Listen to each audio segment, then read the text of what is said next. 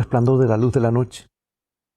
De la misma manera, en un sentido humano figurado, Dios se sentó junto a la cama de un mundo enfermo de pecado mientras la oscuridad moral comenzaba a profundizarse en los siglos posteriores al diluvio. Por esa razón llamó a Abraham y a través de su fiel siervo concibió establecer un pueblo a quien él pudiera confiarle el conocimiento de sí mismo y darle salvación. Por lo tanto, Dios hizo un pacto con Abraham y su posteridad. Y al igual que con Noé, Dios llamó a Abraham a una relación de pacto especial que tenía muchos de los mismos parámetros que el pacto de Dios con Noé. Sin embargo, a través del pacto con Abraham, Dios estableció las bases para el pacto de la salvación con toda la humanidad, al menos con toda la humanidad que será salva. ¿Cuál es el nombre de Dios? ¿Qué significa? ¿Cuál es el significado de los nombres que Dios usó para identificarse con Abraham? ¿Por qué Dios cambió el nombre de Abraham a Abraham? ¿Por qué son importantes los nombres? ¿Qué condiciones u obligaciones estaban vinculadas con el pacto? Todo esto veremos, así que en un momento más regresaré para que estudiemos acerca del pacto eterno.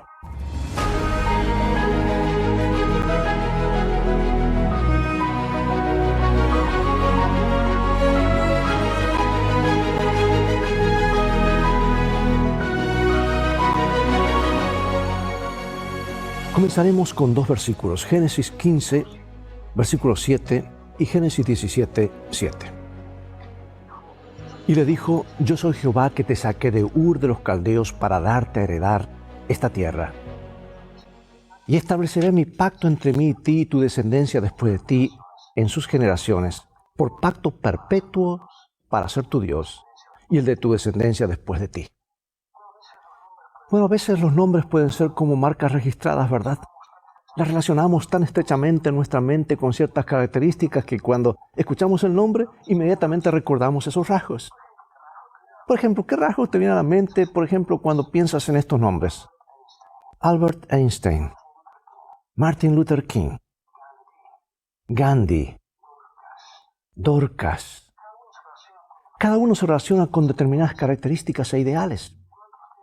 Y durante los tiempos bíblicos, la gente del cercano oriente atribuía gran importancia al significado de los nombres.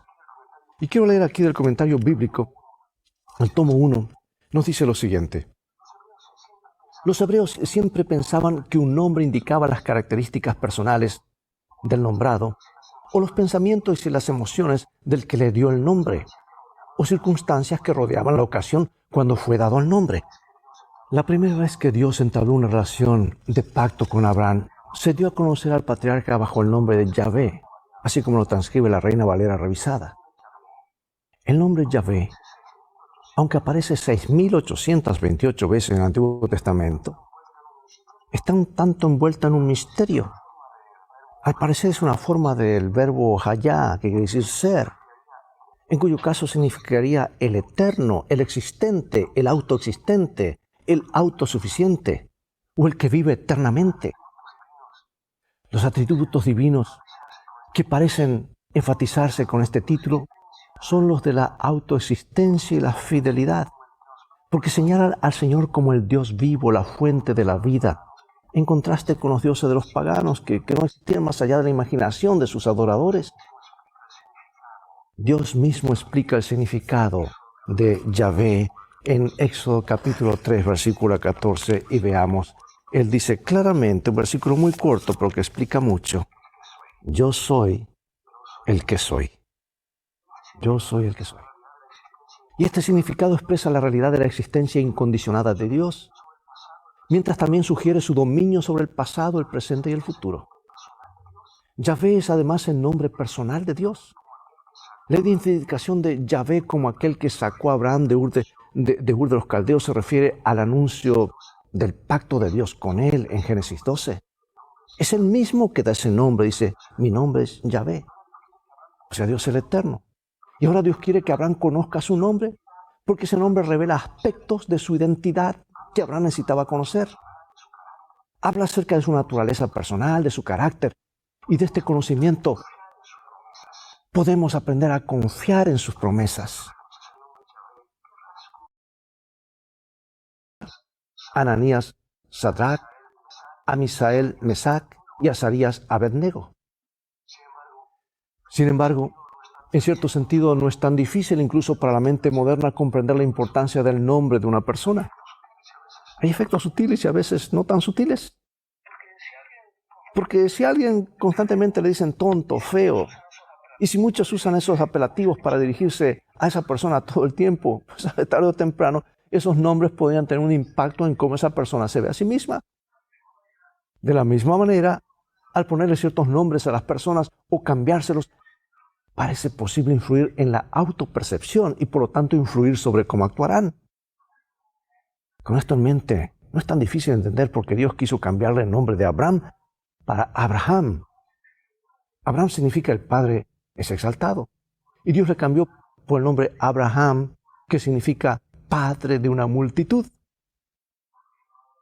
Al observar la promesa del pacto en la que Dios dice, te multiplicaré en gran manera y haré naciones de ti y reyes saldrán de ti, el cambio de nombre tiene más sentido ahora. Quizás haya sido la forma en que Dios ayudó a Abraham a confiar en la promesa del pacto, a reafirmarle a través de su nombre de que él lo valoraba, que él sería padre de multitudes. Que se le hizo esa promesa a un hombre de 99 años, casado con una anciana que hasta entonces había sido estéril. En resumen, Dios lo hizo para ayudar a Abraham a aumentar la fe en sus promesas. Pasemos ahora a las etapas del pacto. Vamos a ver la primera etapa, en Génesis capítulo 12, versículos 1 y 2. Pero Jehová había dicho a Abraham, vete de tu tierra y de tu parentela y de la casa de tu padre a la tierra que te mostraré, y haré de ti una nación grande, y te bendeciré, y engrandeceré tu nombre, y serás bendición. Bueno, en estos versículos se revela la primera etapa de la promesa del pacto de Dios a Abraham, porque hay tres. Dios se acercó a Abraham, le dio una orden y luego hizo una promesa. Y este acercamiento manifiesta que Dios en su misericordia escogió a Abraham para ser el primer personaje clave de su pacto especial de gracia. La orden implicaba la prueba de confianza total en Dios. La promesa, aunque fue destinada específicamente a los descendientes de Abraham, en última instancia incluye una promesa para toda la raza humana, como dice Gálatas capítulo 3.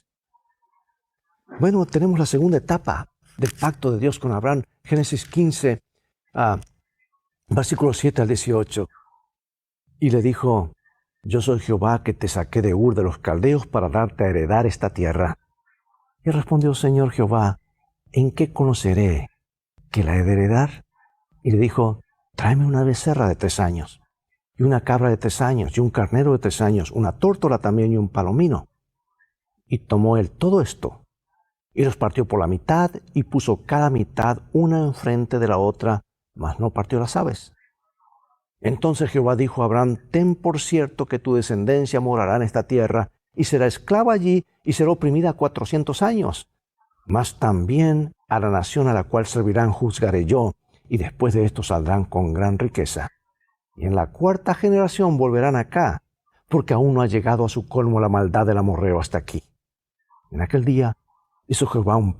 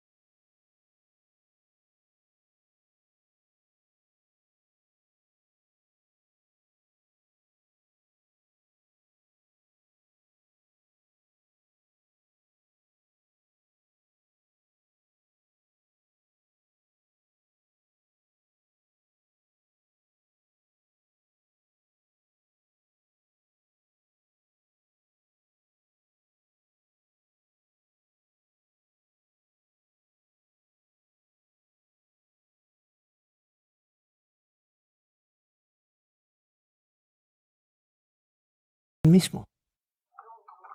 Pregunto, ¿por qué quería el Señor en este momento enfatizar a Abraham su fuerza y su poder? ¿Qué le estaba por decir Dios? Que quería que Abraham confiara en esa fuerza y en ese poder. Observa específicamente el versículo 6. Voy a leer Génesis capítulo 17, pero observa al final de este párrafo.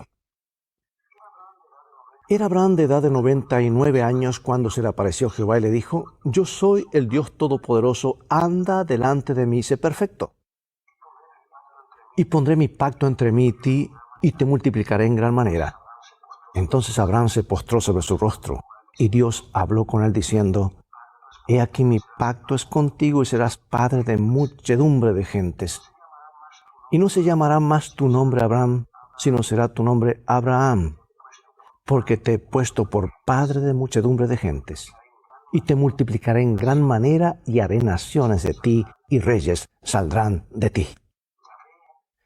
Yahvé se le había aparecido a Abraham varias veces antes. Ahora en el texto anterior, Yahvé se le aparece nuevamente a Abraham presentándose como Dios Todopoderoso. Un nombre que se usa solo en el libro de Génesis y en el libro de Job. El nombre Dios Todopoderoso consiste primero en Él. El nombre básico de Dios utilizado por los semitas, Él. Micael, quien como Dios, o el que es como Dios, de donde viene la palabra Miguel. Y aunque el significado exacto de El Shaddai no es del todo certero, la traducción todopoderoso parece la más precisa. Ahora, la idea primordial en el uso de este nombre parece ser del contrastar la fuerza y el poder de Dios con la debilidad y la fragilidad de la humanidad. Una traducción literal de estos versículos podría ser así: Jehová se apareció a Abraham y le dijo: Yo soy El Shaddai, anda delante de mí y sé perfecto. Y haré mi pacto entre tú y yo, y te multiplicaré en gran manera, y serás padre de una multitud de naciones, y te haré fructífero en gran manera. Esto es lo que sería así en el lenguaje que utilizamos cada día. Bueno, este mismo nombre aparece en Génesis 28, donde Isaac dice que El Shaddai bendecirá a Jacob, lo hará fecundo y lo multiplicará. Esto significa que estos dos nombres, Él, habla del Dios del poder y autoridad, y Shaddai, el Dios de riquezas inagotables, riquezas que están dispuesto a otorgar a quienes lo busquen con fe y obediencia. Se ha dicho que una rosa con cualquier otro nombre olería igual de dulce, ¿verdad? Con la idea de que el nombre no importa. Sin embargo, ¿cuánto consuelo y esperanza tendrías si el nombre del Señor fuera el Dios frágil o el Dios débil? Analiza estos textos de hoy. Trata de reemplazar el Dios Todopoderoso con estos otros dos nombres. ¿Cómo estaría tu fe y tu confianza en Él si el Señor se presentara a nosotros de esa manera? Al mismo tiempo, ¿cómo nos reconforta el nombre El Shaddai? Veamos el cambio de Abraham a Abraham. Aunque los nombres de Dios entrañan un significado espiritual y teológico, este tipo de significados no se restringen solamente a Dios. Los nombres de personas en el antiguo cercano oriente no eran solo formas irrelevantes de identificación como a menudo lo son para nosotros. Le colocamos un nombre a una persona o un niño, una niña, como nos parece o suena bonito, o por seguir tal vez algún nombre famoso. Eso es lo que hacemos en la actualidad. No hay mucha diferencia en poner el nombre de María o Susana a una niña, ¿verdad? No obstante, para los antiguos, para los semitas, los nombres personales estaban cargados de significado espiritual y algunos tenían nombres bien largos. Todos los nombres semíticos de personas tienen su significado y generalmente consisten en una frase o una oración corta que consta de un deseo o una expresión de gratitud por parte de los padres. Por ejemplo, Daniel significa Dios es juez. Joel significa Yahvé es Dios. Natán significa don de Dios. Debido a la importancia que se le da a los nombres, estos a menudo se cambian para reflejar un cambio radical en la vida y las circunstancias de una persona. Pregunto, ¿qué situaciones abordan? ¿Y por qué hubo cambio de nombres en estas situaciones? Vamos a ver 3 casos que menciona la Biblia: Génesis 32, luego Génesis 41 y saltaremos a Daniel capítulo 1.